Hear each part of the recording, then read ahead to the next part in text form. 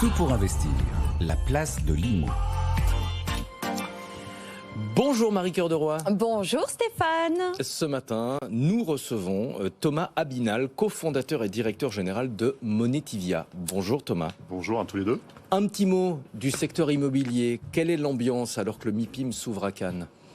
Alors l'immobilier résidentiel français, vous le savez, c'est pas ses meilleures années. C'est un euphémisme. C'est un euphémisme. Donc voilà, on est sur une période de rupture entre deux cycles. Le secteur s'adapte tranquillement, mais sûrement, on va dire. L'immobilier de bureau, là, c'est carrément pas son meilleur siècle. Alors, l'immobilier de bureau, il fait face à alors je suis pas spécialiste d'immobilier de bureau, mais il fait face à une grosse crise de la demande, j'ai l'impression. Ouais, alors après sur l'immobilier de bureau, c'est vrai que pour l'instant, c'est tant qu'on n'a pas vendu, on n'a pas perdu. Donc pour l'instant, on n'a pas mesuré. C'est valable pour tout. C'est valable pour tout, mais en l'occurrence sur le marché résidentiel, on voit déjà les effets, même si c'est quand même pas spectaculaire, mais on voit quand même et une chute des ventes et un début de baisse de prix. Alors que sur l'immobilier de bureau, pour l'instant, les gens sont un peu en train de se regarder en chien de faïence toujours. Et je pense que quand on aura vraiment les grosses OP qui vont tomber, là, ça va piquer très très fort. Pour l'instant, on est plutôt dans cette espèce de moment un peu stand-by où on sait que ça va faire mal, mais on n'y est pas encore. Est-ce que vous avez l'impression que tout le monde fait le dos rond, serre les dents, ou est-ce que globalement, l'horizon est en train de se dégager avec la date du 6 juin ?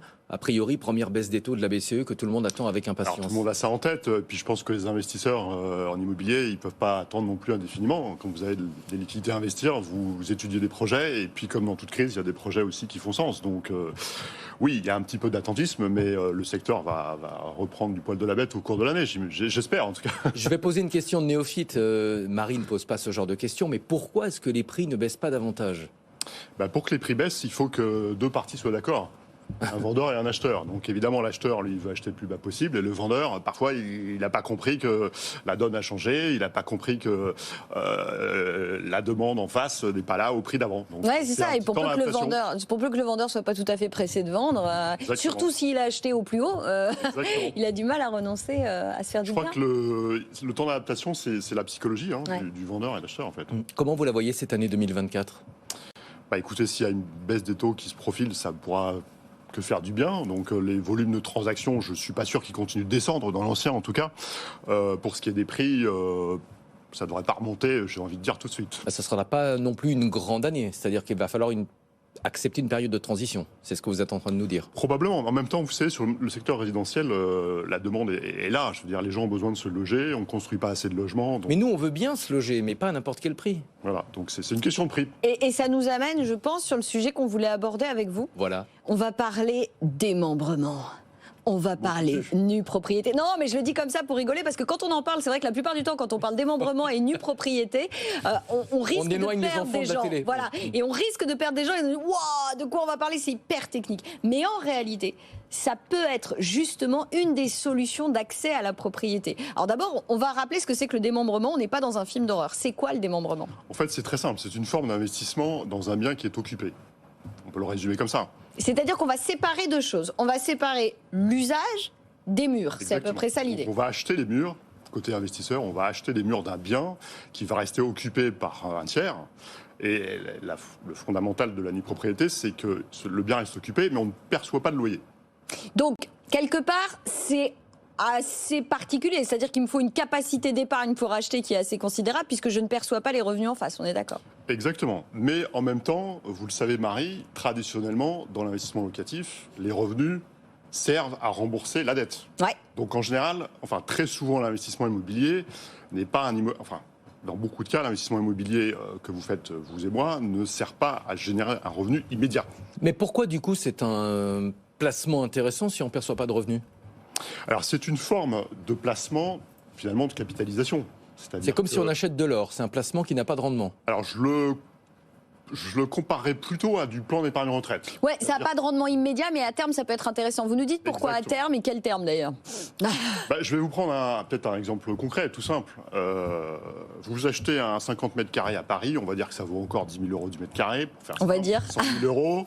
Vous l'achetez occupé, vous n'allez pas toucher de loyer pendant 15 ans. Donc évidemment, vous n'allez pas l'acheter 500 000 euros. Vous allez l'acheter en l'occurrence peut-être 350 000 euros. Donc vous bénéficiez d'une décote de 30%.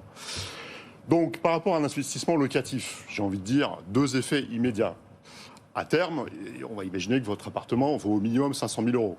Au moins ce que j'ai payé. Au moins ce que j'ai payé. Enfin, ça, c'est pas toujours garanti. Hein. Ça, c'est pas garanti, vous avez raison. On va partir de cette hypothèse-là, parce que vous êtes à Paris, c'est un marché sur lequel il y a pas assez de logements, c'est une etc. hypothèse Mais attends, mais si on suit le fil, ça veut dire que ça valait 500 000 quand je l'ai acheté, mais je l'ai acheté combien 350. 350. Donc vous prenez déjà 150 000 euros de gains.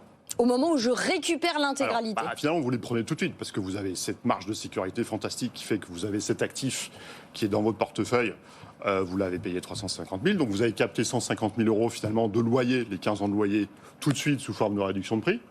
L'intérêt, c'est que, évidemment, c'est pas des loyers, donc c'est pas fiscalisé au revenu comme du loyer. Donc déjà, avantage en termes de rentabilité. Et deuxième avantage, majeur aussi, c'est que demain, on va peut-être même imaginer que l'appartement, dans 15 ans, il aura pris de la volée. Mais 600 ou 700. Mais 600, allez, on va dire 600, pour être très très conservateur. Mais attendez, je vous interromps par les fiscalités. Mais du coup, comme je suis propriétaire des murs, j'ai quand même la taxe foncière ?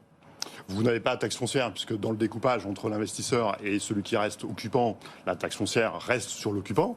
Ah, donc comme j'ai pas l'usage, j'ai pas non plus de taxe foncière à payer ? Vous n'avez quasiment aucun coût. C'est pareil lorsqu'il y a l'usufruit sur un bien. Et donc je finis mon petit cas pratique. Ouais. Si ça vaut 600 000 euros demain, par rapport à un investisseur locatif qui aurait mis 500 000 euros, il aurait mis 500 000 et il aurait gagné 100 000 d'appréciation du bien. Bon, pas mal. Ouais. Mais vous avez mis 350. Ouais. Donc vous captez aussi les 100 000, mais en ayant mis beaucoup moins.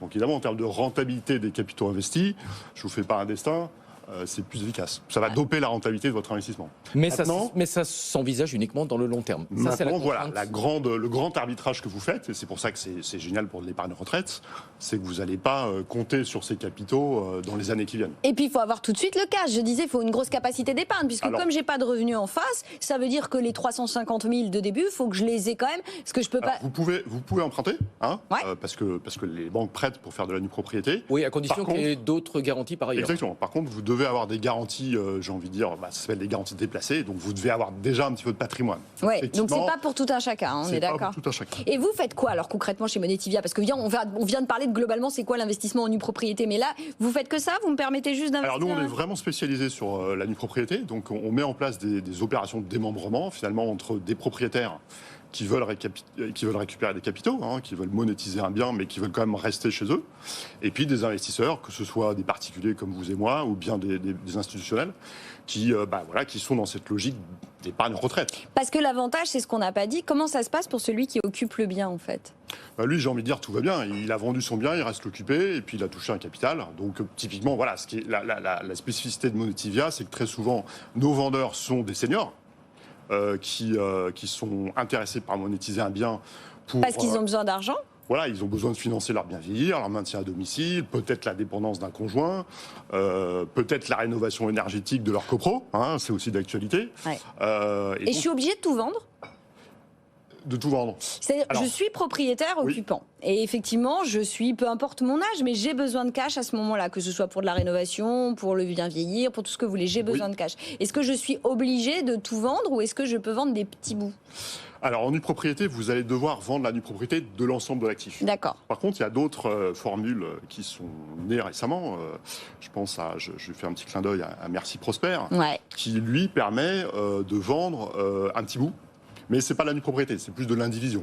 D'accord. Mais en tout cas, ça a la même. Mais c'est une alternative intéressante aux viagers. Alors, côté vendeur, on va dire que c'est une alternative pour ceux qui veulent rester à vie et qui ne veulent surtout pas prendre le risque de brader leurs biens, puisque c'est basé sur le développement et d'avoir une temporaire. Personne qui souhaite leur mort juste derrière la porte. Exactement. Donc là, on n'est vraiment pas dans cette logique-là. On est vraiment dans la logique de démembrement temporaire avec un prix qui est lié à la période d'immobilisation du bien, d'occupation. Et alors, sur le papier, ça a l'air super, mais je voudrais savoir où est-ce qu'elle en est, cette demande, que ce soit tant du côté des vendeurs que des potentiels acheteurs investisseurs. Alors, côté vendeur, la demande elle est énorme. Croissante parce que la grande stade de référence, c'est que la tranche d'âge 70-80 ans, c'est plus 50% entre 2020 et 2030. Donc la demande, elle est là. Après, il faut que les prix, tout le monde soit d'accord sur les prix. Donc on a un petit sujet prix en ce moment. Certains vendeurs n'ont pas forcément en tête l'évolution des prix. Surtout quand c'est des personnes âgées, quand on est face à des seniors. Voilà, c'est un acte patrimonial fort, donc faut bien le comprendre. Et puis côté investisseur, c'est vrai qu'en ce moment il y a un petit ralentissement de la demande lié aux conditions de crédit qui sont moins favorables qu'avant. Mais le besoin il est là. Vous avez d'un côté une génération d'actifs qui a besoin de financer sa retraite demain. Et vous avez eu le sentiment, justement par rapport à ce sujet retraite, vous avez eu le sentiment que la réforme, la dernière réforme des retraites, elle a suscité des amours pour l'immobilier qu'il n'y avait pas auparavant et pour ces systèmes-là? Est-ce que vous avez le sentiment qu'il y a une prise de conscience il faut absolument que je me constitue un patrimoine? Je pense pas qu'on connaisse la moindre personne autour de nous, de notre tranche d'âge, qui ne soit pas d'accord pour dire oui, ma retraite c'est bon, elle est assurée. Non, tout le monde est convaincu aujourd'hui qu'il faut financer sa retraite soi-même. Et ça, on va dire que ça date des 5-10 dernières années. Je rappelle qu'on a un gouvernement qui veut faire des économies. Donc, la question des retraites va devenir... En toile de fond, il y a la croyance que l'État ne pourra pas financer aussi bien les retraites peut-être dans 25 ans qu'aujourd'hui. Ouais. Ce qui me paraît assez probable. Sur ce marché, équilibre offre-demande, est-ce qu'il y a plus d'offres que de demandes? Est-ce que ça réussit à s'équilibrer à peu près?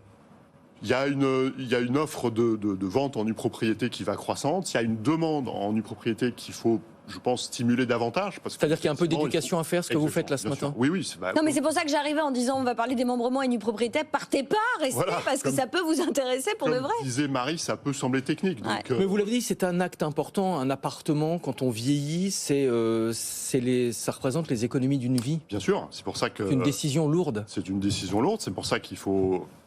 Je pense être accompagné par les professionnels aussi de confiance qui vont valoriser le bien correctement, qui connaissent la demande, etc.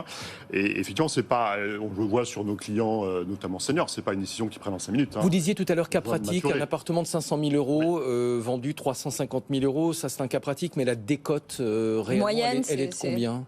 La décote, elle dépend de la durée sur laquelle on part, puisque évidemment c'est corrélé absolument. Donc les décotes, elles vont en gros entre de 25 à 50%. Pour une durée qui va de combien? Pour une durée qui va de 10 ans à 20 ans, on va dire. En gros, pour faire simple. Il se passe quoi? Moi, j'ai une question. Il se passe quoi? Alors, c'est horrible, on va encore se renvoyer vers le viager, mais comme on parlait effectivement d'un public vendeur plutôt senior, pépin de la vie, et le senior viendrait à décéder. Comment ça se passe pour l'acheteur et le propriétaire des murs à long terme? La grande innovation que nous, on a introduite chez Monetivia et qui, pour le coup, n'a pas encore percolé complètement sur le marché, c'est l'idée de dire, si je vends un bien et que je suis censé rester dedans 5 ans, 10 ans, 15 ans, 20 ans et je meurs en cours de route, on demande à l'acheteur dans ce cas-là de compléter le prix, puisqu'il va récupérer le bien plutôt que prévu. D'accord, donc il y a un complément à verser. Est-ce qu'on peut vendre en cours de route? Bien sûr. Revendre? Alors vous pouvez, si vous avez vendu la nue propriété, vous restez usufruitier. Moi j'achète en nue propriété. Non mais ça y est, vous avez un client là. Je sais pas, 7-8 ans de le vendre à Marie Cœur de Roi. Vous pouvez. Maintenant, c'est pas du tout l'idée. Parce que comme on le disait, on est dans... Oui, mais moi aussi, je peux avoir un pépin de la vie. Bien sûr, c'est pour ça que c'est possible. D'ailleurs, m'impose de vendre. D'ailleurs, c'est un petit peu aussi notre raison d'être, puisqu'on fait, nous, des transactions sur des durées variables. Donc, on peut très bien faire une première transaction avec quelqu'un au départ sur 20 ans, et puis en cours de route, il veut revendre au bout de 10 ans, et du coup, c'est une autre transaction sur 10 ans. Donc, et en cas de succession, si j'achète ce bien en nue propriété et que je casse ma pipe... Vos enfants seront les heureux propriétaires d'un bien... Succession traditionnelle. Vous avez été approché par les pouvoirs publics. On voit qu'il y a eu quand même le développement, alors je pense au bail réel solidaire, mais l'idée justement de décorréler les murs de l'usage pour permettre une baisse de prix. Nous, on parle là de 30, 40, 50% parfois de baisse de prix en fonction de la durée. Est-ce que c'est des idées qui font leur... Je crois que c'est des idées qui viennent... Alors, les pouvoirs publics, notamment la Caisse des dépôts et consignations, sur la notion de monétiser un bien pour des seniors, etc., ils ont déjà fait un certain nombre de choses. Ouais. Je pense qu'il y en a d'autres à faire pour élargir, effectivement, pour permettre à la demande et à l'offre de bien se rencontrer. Puis, effectivement, après, il y a la question beaucoup plus largement de donner accès au logement à des gens qui ne peuvent pas forcément l'acheter. Là, il y a une dimension sociétale qui est importante aussi. Enfin, il y a de plus en plus d'investisseurs qui cherchent du sens pour leur investissement. Oui, absolument. Écoutez, quand vous facilitez le bien vieillir d'un senior, quelque part, ça a du sens. Quand vous facilitez la rénovation énergétique, ça a du sens. Et puis, je pense que, Marie, effectivement, demain, il va y avoir des formules, j'en discutais encore avec quelqu'un hier soir, de nue propriété avec l'idée de donner accès derrière à du logement à des gens qui n'arrivent pas à se loger. Donc, par exemple, les entreprises qui ont des gros problèmes parce qu'elles n'arrivent pas à loger leurs employés, elles ne rentrent pas dans le champ du 1% logement, etc. Et donc, pourquoi pas leur permettre d'investir elles vont gagner de l'argent, hein, c'est un investissement immobilier, et ce faisant, préempter quelque part de la capacité d'hébergement pour leurs employés. Hein, donc c'est une forme de... un logement, 1% logement adapté à d'autres besoins et sur lequel, je pense, le démembrement va pouvoir amener un certain nombre de choses. Moi, j'adore parler de démembrement et de réussir à dire que c'est l'occasion de pouvoir devenir propriétaire. Oui, c'est... Oui, mais il y a des promoteurs aussi qui... moi, je me souviens d'une discussion avec un promoteur il y a déjà quelques années qui n'a pas abouti, mais où l'idée, c'était de permettre à un public d'acheter la NuPro pour la nue-propriété, pour demain devenir plein propriétaire. Ouais, mais c'est tout l'enjeu aussi du bail réel solidaire qui vous permet d'être propriétaire on va dire de votre appartement, mais pas du foncier qui va avec. Et oui, alors évidemment, ça c'est l'autre côté. Mais c'est toujours intéressant de voir qu'on peut finalement faire des petits bouts de notre propriété pour nous permettre un accès peut-être un peu particulier, une propriété un peu particulière, mais à moindre coût. Oui. Et c'est un peu l'enjeu, je pense, aussi du démembrement, de la nue-propriété, de tous ces systèmes qui sont en train de se mettre en place pour permettre... Le fait de pouvoir scinder effectivement un objet immobilier en deux, entre un utilisateur et un investisseur, ça ouvre un champ des possibles assez large. Hein. Je veux dire le fond de ma pensée, je trouve ça formidable sur le papier. Je me dis, il y a forcément un mais quelque part. Est-ce qu'il y a des points de vigilance particuliers ? Alors, le point de vigilance classique... Oui, Marie le disait, il faut quand même avoir des poches bien profondes au départ. Alors, le point de vigilance classique en immobilier, c'est le point de départ. C'est-à-dire où vous achetez et à quel prix. Location. Bien sûr, si je vous dis ça vaut 500 000 €, vous l'achetez à 350 000 €, il faut bien vérifier que ça vaut 500 000 €. Donc, vous avez une décision d'investissement classique. Hein, et puis, personne n'a de boule de cristal pour connaître le prix. Après, n'oubliez jamais, on le répète assez régulièrement à l'antenne, quand on fait un investissement locatif traditionnel, j'entends, il faut viser un rendement immédiat plutôt que la plus-value potentielle à la fin. Parce qu'on ne peut pas dire, au moment où vous vendrez, quelle sera la valeur de votre bien immobilier. La difficulté de ce type d'investissement, évidemment, c'est que là, pour le coup, on est sur de l'investissement long terme. Tout porte à croire que le bien pourrait prendre de la valeur, mais ça, vous l'ignorez totalement. Donc, effectivement, vous n'avez pas de rendement. Donc, l'enjeu, il porte là, précisément, sur une plus-value potentielle. Si, par exemple, notre bien qui vaut 500 000 aujourd'hui n'en vaut plus que 350 000, j'ai perdu de l'argent à la fin. Hein. C'est pour ça, traditionnellement, Marie, qu'on ne fait pas ce type d'opération n'importe où. Et en règle générale, si vous regardez un peu le marché, c'est censé être sur des territoires en tension foncière, bien sûr. Pour lequel aujourd'hui on est capable de dire que les économiques sont sains puisque la demande va être supérieure à l'offre. Là, on en revient aux fondamentaux. Vous avez raison, on en revient aux fondamentaux. Bien choisir l'emplacement. Tous ceux qui ont investi dans du rebien, dans des zones... Les rebiens de la colère. Une suroffre de logements, n'ont pas vendu leur appartement à l'issue de l'opération au prix où ils l'avaient acheté. Bon, en même temps, c'était quand même... c'était les défauts du Pinel qui disparaissent cette année, mais en même temps, au lieu de faire supprimer le Pinel, ils auraient peut-être pu aussi revoir le zonage, identifier précisément les plafonds de loyer. Enfin bon, bref, je dis ça, je dis rien. Oui, Marie est en campagne pour le prochain ministère du Logement. Non, mais c'est-à-dire qu'à un moment donné, quand on fait des erreurs, au lieu de les corriger, on supprime tout. Je suis pas sûre que ce soit l'idée la plus brillante qu'ils aient eu. Faire preuve de nuance, ça demande beaucoup d'intelligence. C'est dommage qu'on en manque. Mais par contre, juste un sujet intéressant aussi sur l'usage du bien. Il sera occupé donc pendant 10, 15 ou 20 ans. Mais l'avantage aussi, c'est que souvent les propriétaires, enfin les usagers de ces logements l'entretiennent bien, ce bien immobilier. Et ça, c'est assez intéressant, contrairement à un investissement locatif traditionnel. Surtout quand c'est des anciens propriétaires, en fait. Exactement, voilà.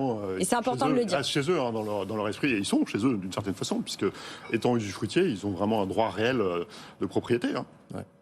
Merci beaucoup, Thomas Abinal, cofondateur, directeur général de Monetivia. Merci à Marie Cœur de Roy. Je crois que vous l'avez presque convaincu. Ah mais moi, ça fait longtemps que je suis convaincue par le démembrement. C'est juste que j'ai pas l'argent. Je vais la faire. Je pensais plutôt à l'âge en fait qui arrive et vendre l'appart. Encore faudrait-il que je sois propriétaire, Stéphane. Donc oui, je perds des années chaque année, mais par contre, je ne suis toujours pas propriétaire. Vous n'êtes pas le premier, personne n'est arrivé, mais on peut essayer. Merci beaucoup à tous les deux. Comme quoi, on peut parler de sujets très sérieux avec le sourire.